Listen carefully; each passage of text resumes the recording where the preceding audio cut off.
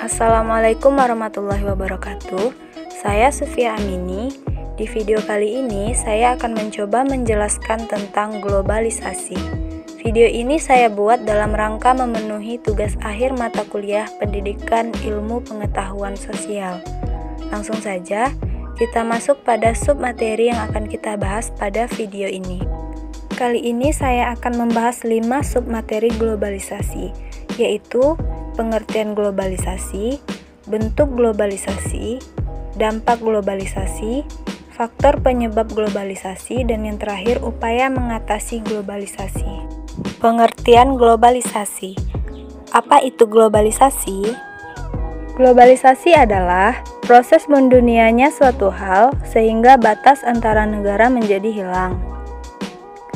Globalisasi didukung oleh berbagai faktor seperti perkembangan teknologi, transportasi, ilmu pengetahuan, dan telekomunikasi.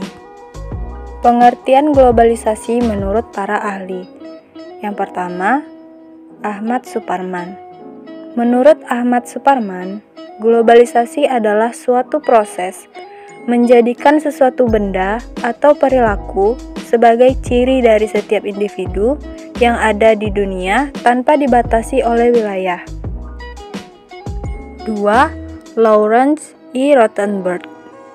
Menurut Lawrence, globalisasi adalah percepatan laju dan intensifikasi, interaksi, dan integrasi antara orang-orang perusahaan, pemerintah, dan dari negara yang berbeda. Kita masuk pada submateri yang kedua, yaitu bentuk-bentuk globalisasi. Bentuk globalisasi terbagi menjadi 5, yaitu globalisasi ekonomi, globalisasi budaya, globalisasi iptek, globalisasi komunikasi, dan yang terakhir globalisasi transportasi. Globalisasi ekonomi. Globalisasi ekonomi merupakan bentuk globalisasi yang berdampak pada bidang ekonomi. Contohnya, seperti saat kita melakukan jual beli secara online melalui aplikasi e-commerce seperti Shopee dan juga Lazada. 2. Globalisasi budaya. Globalisasi budaya merupakan jenis globalisasi yang memberikan pengaruh pada bidang sosial dan juga kebudayaan manusia. Contohnya, nilai-nilai luhur dalam negeri banyak yang tergerus oleh pengaruh kebudayaan asing, seperti semakin maraknya kebudayaan Korea, baik itu musik, makanan, dan juga fashion.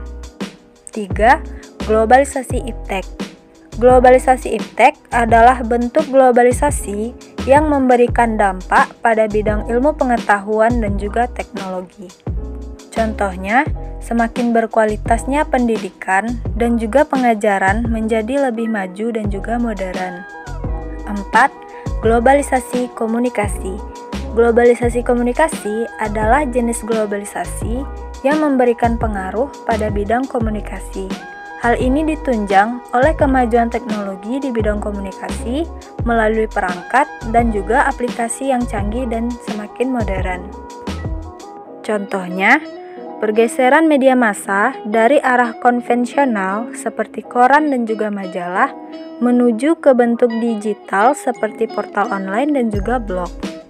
5. Globalisasi transportasi. Globalisasi transportasi merupakan bentuk globalisasi yang berpengaruh dan juga berdampak pada bidang mobilitas dan transportasi. Contohnya, akses transportasi lebih mudah didapat dengan sarana transportasi umum. Kita masuk pada submateri yang ketiga, yaitu dampak-dampak globalisasi. Dampak globalisasi terbagi menjadi 2, yaitu dampak positif dan juga dampak negatif. Dampak positif globalisasi di bidang ekonomi. Yang pertama, dapat memicu sikap kreatif dan inovatif di kalangan masyarakat agar dapat bersaing di ranah global. Yang kedua, mudah mendapatkan barang-barang impor dari luar negeri dengan harga yang terjangkau. Yang ketiga, bertambahnya jenis lapangan pekerjaan akibat adanya investasi asing dari luar negeri. Dan yang terakhir, terbukanya kesempatan bekerja di luar negeri. Kemudian, dampak negatif globalisasi di bidang ekonomi.